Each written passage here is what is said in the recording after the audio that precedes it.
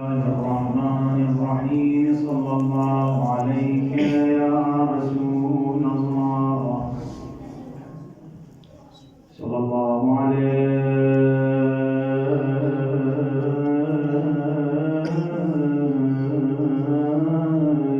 يا مولاي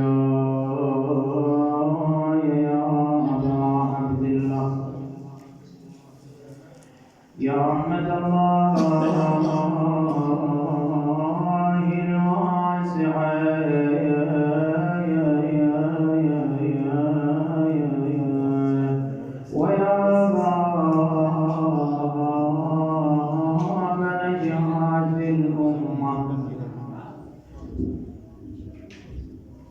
يا غريب يا غريب يا مظلوم كربلاء السلام عليك سيدي يا صاحب الشريف الخضير والخد الدرير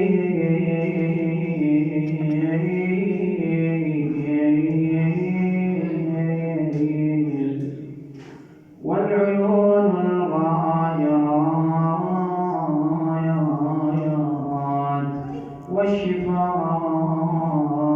والشفاء الذابلات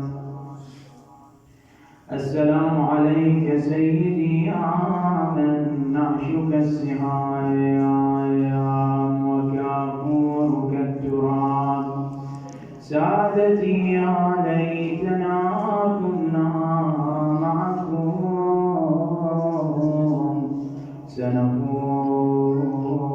سنفوز فوزا عظيما قد أوهنت جلد الديار الخالية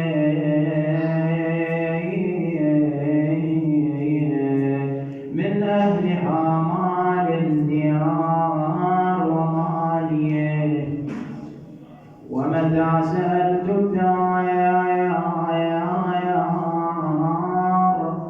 عن أربابها يعد الصدى منها سؤالي ثانية ومعالم أضحت مآتم لا ترى ومعالم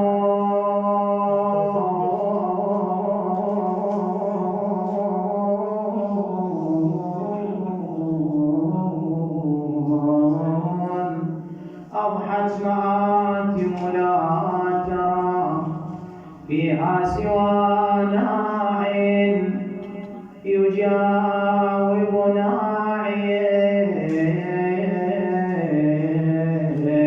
كانت غياثا للمنوب فأصبحت كانت غياثا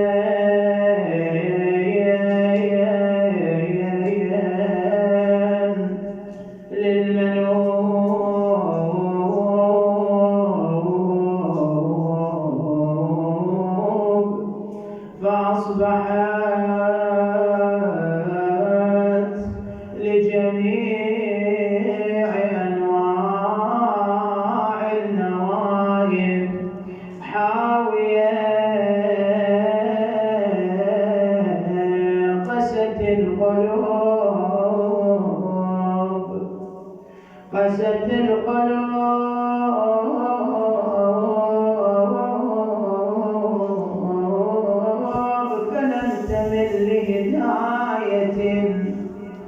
تبا لهاتيك القلوب القاسية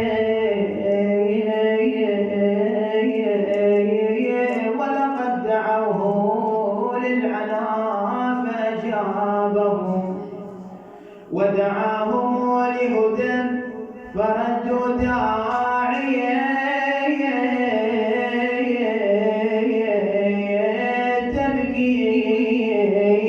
عينه لا لأجل مثوبة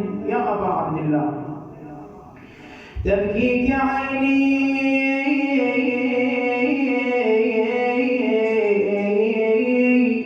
لا لأجل مثوبتي لكنما عيني لأجلك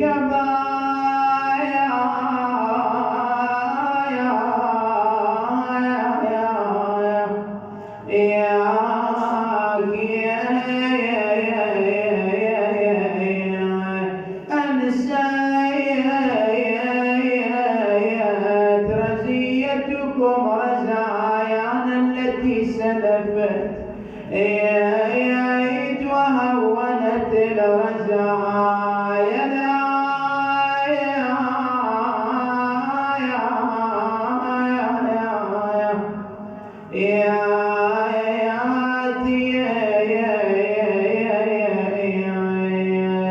تقول وشايله الدمع يجري ولا تنبي وشايله جرى دمعي على الوجنه وشايله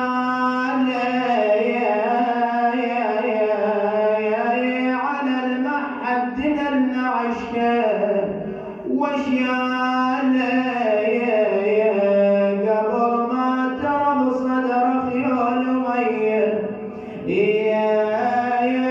قبل ما ترى بصدر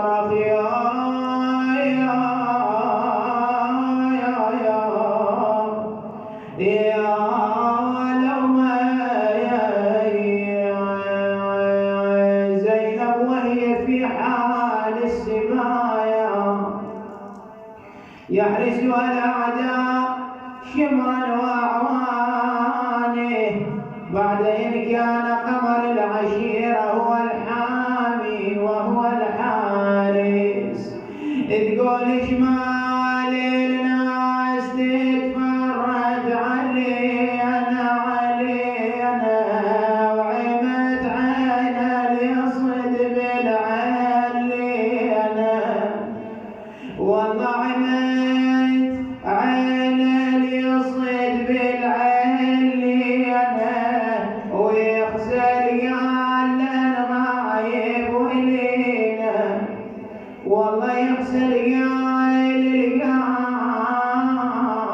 قال لنا غايب ولينا وراس على الرمح لأنا يتفكر وراس على الرمح لأنا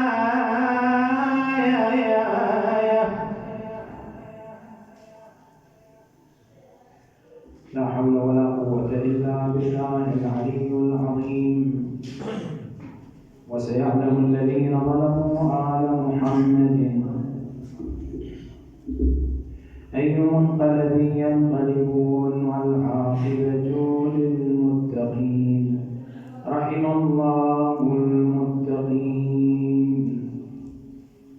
قال الله تعالى في محكم كتابه ومنير خطابه بسم الله الرحمن الرحيم يا أيها الذين آمنوا اتقوا الله ولتنظر نفس ما قدمت لغد واتقوا الله إن الله خبير بما تعملون. ولا تكونوا كالذين نسوا الله فأنساهم أنفسهم أولئك هم الفاسقون. لا يستوي أصحاب النار وأصحاب الجنة أصحاب الجنة هم الفائزون. قبولا لمجلسنا وتعجيلا في فرج مولانا صاحب العصر والزمان ارفعوا أصواتكم بذكر محمد وآل محمد 3 مرات وبأرفع الأصوات. اللهم صل على محمد اللهم صل على محمد اللهم صل على محمد. ما من إنسان في هذه الحياة إلا وهو بحاجة إلى أن يجمع الحسنات وأن يتزود بها لآخرته، حيث قال تعالى: بسم الله الرحمن الرحيم: وتزودوا فإن خير الزاد التقوى. لكن هذا الإنسان أحبائي وللأسف تجده معرضا عن الله، مجتريا للمعاصي، متعديا للحدود. وخير مثال على ذلك أحبائي ما نراه اليوم في سوريا،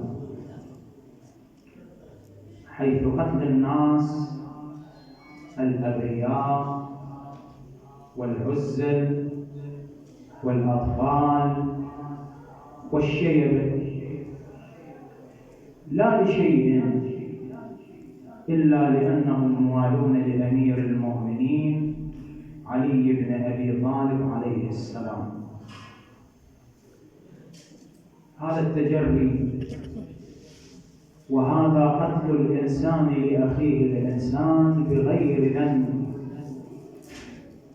هذا يحتاج إلى وقفة تأمل، وكون الإنسان ينظر بعين البصيرة ويسأل الله تبارك وتعالى الهداية إلى الصراط المستقيم. نحن نبتهل إلى الله تبارك وتعالى وفي هذا الرحاب الطاهر وفي هذه الليلة المباركة من ليالي الشهر الفضيل بأن يفرج الله تبارك وتعالى عنهم وعن شيعة أمير المؤمنين في كل مكان، وعن المستضعفين في مشارق الأرض ومغاربها، ببركة الصلاة على محمد وآل محمد. اللهم صل على محمد وآل محمد. شوف هذا الإنسان الذي تراه يشرق ويغرب تارة، تعال وانظر إلى حاله وهو في سكرات الموت، كيف يكون حاله وهو في آخر اللحظات وهو بين أهله يدير ببصره؟ حالة من الألم، حالة من الخشوع تحتر الإنسان، حالة من التذكير بالله وبعالم الآخرة وأمير المؤمنين عليه السلام. خير من وصف هذه اللحظات التي تمر على الإنسان. ماذا يقول أمير المؤمنين واصفا سكرات الموت واللحظات الأخيرة لهذا الإنسان المتجري على الله الذي يقتل أخاه الإنسان بغير ذنب؟ يقول عليه السلام: ثم اجتمعت عليهم سكرة الموت وحسرة الفوت ففترت لها أطرافهم. شنو أطرافهم؟ يعني يديهم ورجليهم. هذه اليد اللي كان يقتل بها، يبطش بها، يسرق بها والعياذ بالله، ففترت. هذه القدم التي كان يسير بها إلى حيث مواطن الشبهة والتهمة والمعصية والتجري على الله سبحانه وتعالى. يقول عليه السلام: ففترت لها أطرافهم وتغيرت لها ألوانهم. هذا اللون الحسن، هذه الهيئة الجميلة، تراه بأية حال يجود بنفسه. وقيل من راق وظن أنه الفراق والتفت الساق بالساق إلى ربك يومئذ المساق. ففترت لها أطرافهم وتغيرت لها ألوانهم، إلى أن يقول ثم ازداد الموت فيهم ولوجا. بعد أكثر الموت دخل في هذا الإنسان الضعيف، لكن صاحب اللسان الطويل في الغيبة والنميمة والتجاوز على الآخرين. ثم ازداد الموت فيهم ولوجا فحيل بين أحدهم ومنطقه، بعد ما قدر يسولف، وإنه على صحة من عقله. عقله ما في شيء، انظر إلى أهله وإلى أحبائه وإلى أموال اللي جمعها، إلى قصوره، إلى المراكب الفاخرة، إلى الثياب الراثية وما إلى ذلك، لكن كلام ما يقدر، يمشي ما يقدر، يبطش بيده ما يقدر، خلاص ازداد الموت فيهم ولوجا، وصل إلى مراحل متقدمة. ثم ازداد الموت فيهم ولوجا فحيل بين أحدهم ومنطقه، وإنه على صحة من عقله وبقاء من لبه يفكر. ليش يفكر؟ يفكر فيما أفنى عمره. هذا العمر كأنما حلم.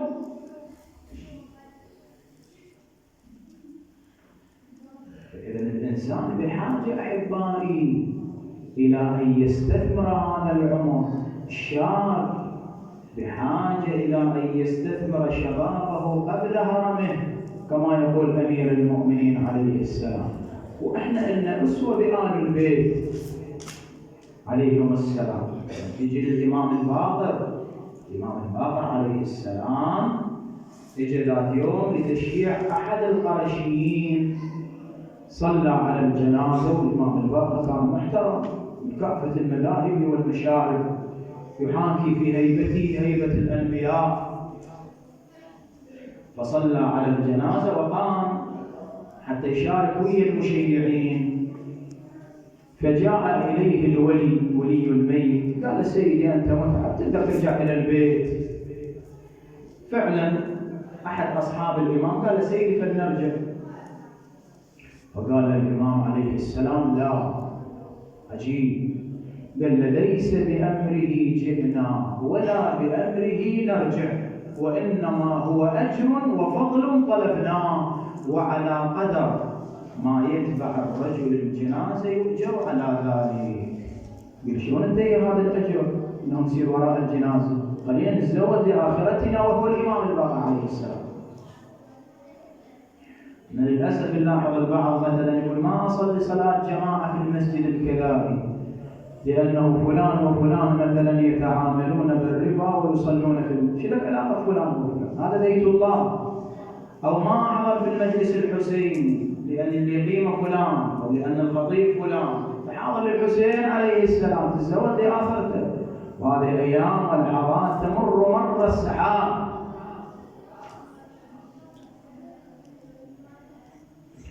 وهذا إمامك الحسين سلام الله تعالى عليه. أكو بعد واقع أعظم من واقعة الطف، من واقعة عاشوراء، كمعركة محورية دارت عليها رحل الإسلام، ما يستحيل.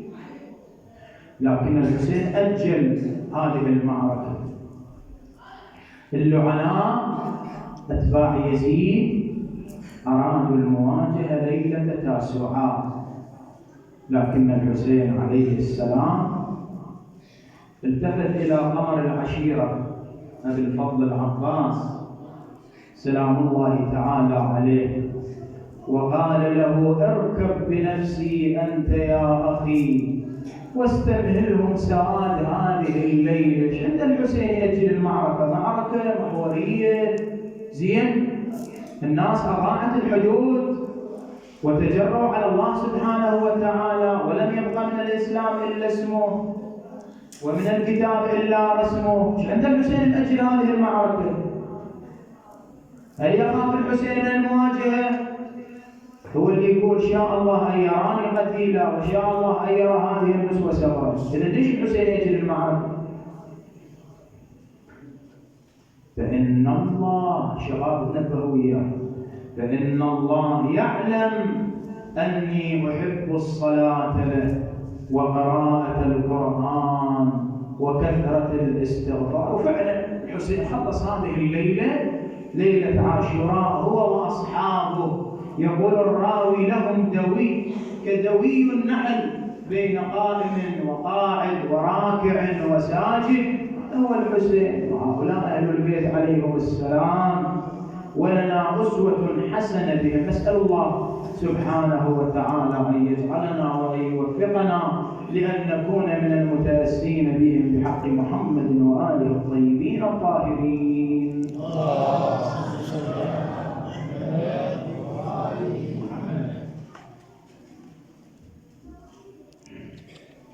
وأسهل الطرق أحبائي وأيسرها وأسرعها في السلوك والسير والعروج إلى الله سبحانه وتعالى هو طريق الحسين. أهل البيت عليهم السلام هم معدن العلم وهم باب رحمة الله تبارك وتعالى، لكن إمامك الصادق عليه السلام يشير إلى خاصية للحسين عليه السلام. ماذا يقول الإمام الصادق عليه السلام؟ يقول كلنا سفن النجاة ولكن سفينة جدي الحسين عليه السلام أسرع وأوسع. شو قد عظيم الحسين،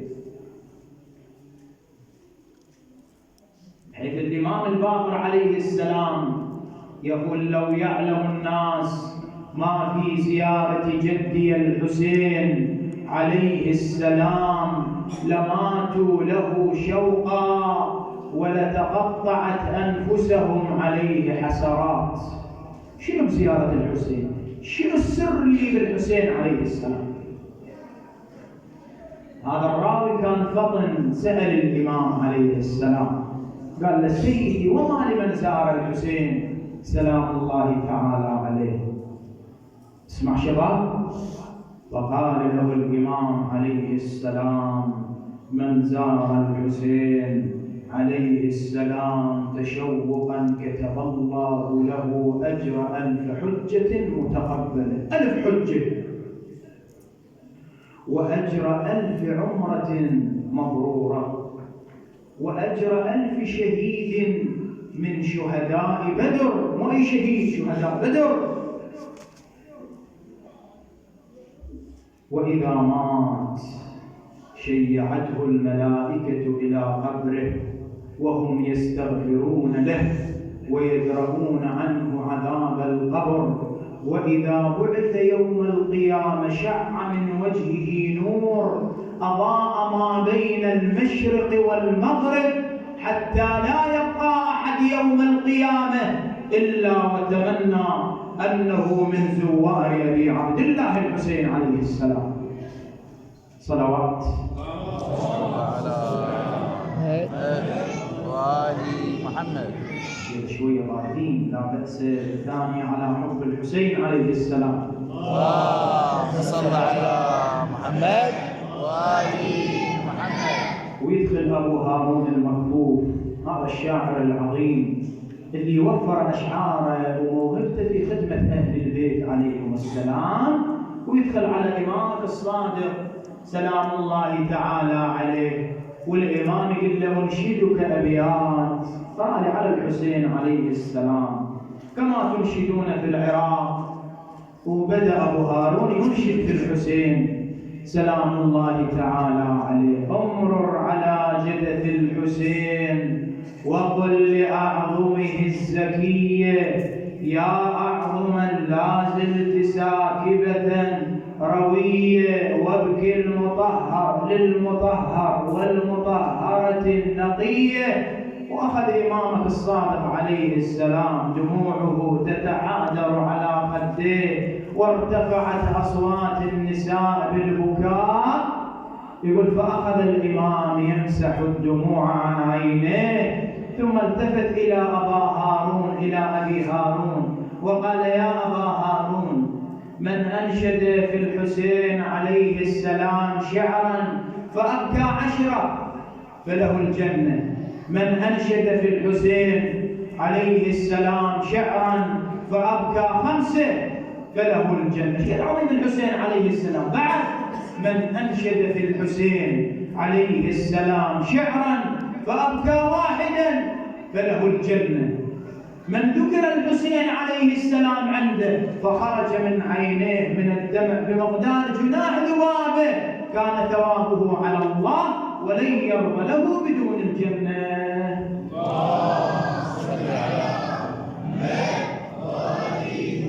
عظيم الحسين عليه السلام. ومن عظمته بكته حور العين في الجنان وملائكة الرحمن في عرشه، وبكته بضعة رسول الله فاطمة لذكرها الشرف والصلوات.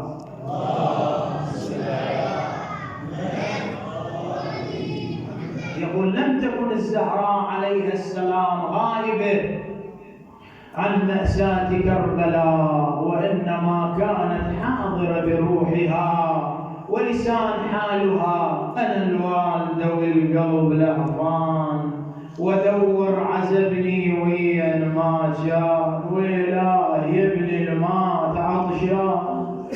تقول: أنا الوالدة أنا الوالدة والقلب لهفان،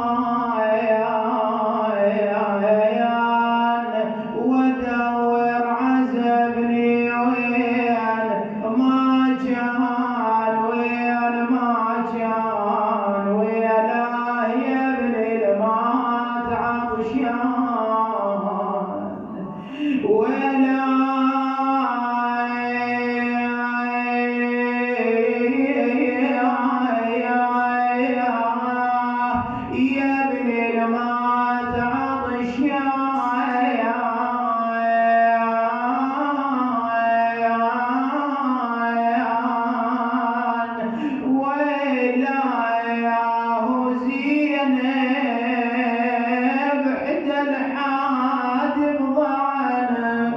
والله زينب زينب حد الحادي عنها، و70 جثة بدور جنب، والله 70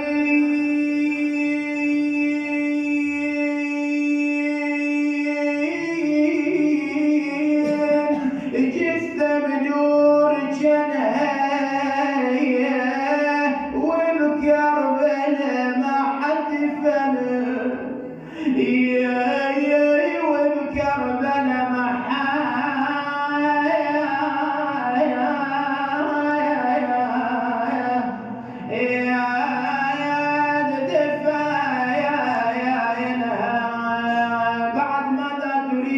الزهراء أيها الموالي تقول: وين اليواسين بدمعته على ابن الذي حز ورقبته، والله على ابني الذي حز ورقبته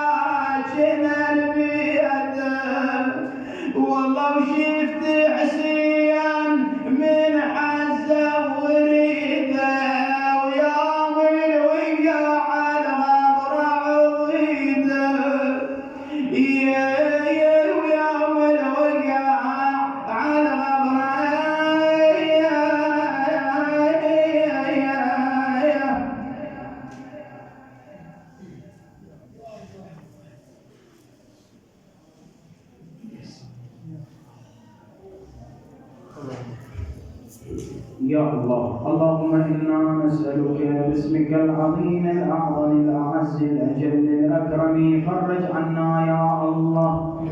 اللهم اغفر لنا ذنوبنا وكفر عنا سيئاتنا وتوفنا مع الأبرار يا كريم يا الله.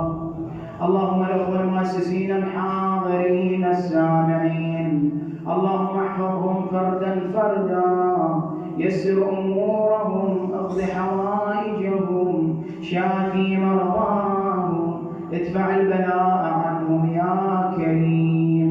اللهم ارزقهم من رزقك الحلال الطيب رزقا حلالا طيبا هنيئا مريئا من غير كد ولا عناء صبا صبا يا كريم يا الله.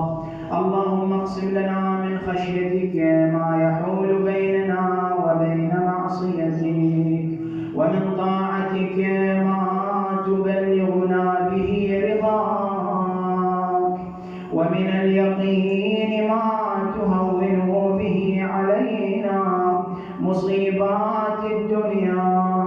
اللهم ومتعنا بأسماعنا وأبصارنا وقوتنا، واجعله الوارث منا، واجعل ثأرنا على من ظلمنا، وانصرنا على من عادانا، ولا تجعل مصيبتنا في ديننا، ولا تجعل الدنيا أكبر همنا ولا مبلغ علمنا، ولا تسلط علينا من لا يرحمنا برحمتك يا أرحم الراحمين. اللهم إنا نسألك العافية، عافية الأديان والأبدان والأخلاق. اللهم إنا نسألك دولة كريمة تعز بها الإسلام وأهله، وتذل بها النفاق وأهله، وتجعلنا فيها من الدعاة إلى طاعتك والقادة إلى سبيلك برحمتك يا أرحم الراحمين. نقرأ سوية الدعاء الفرج لتعجيل فرج مولانا صاحب الزمان. اللهم كن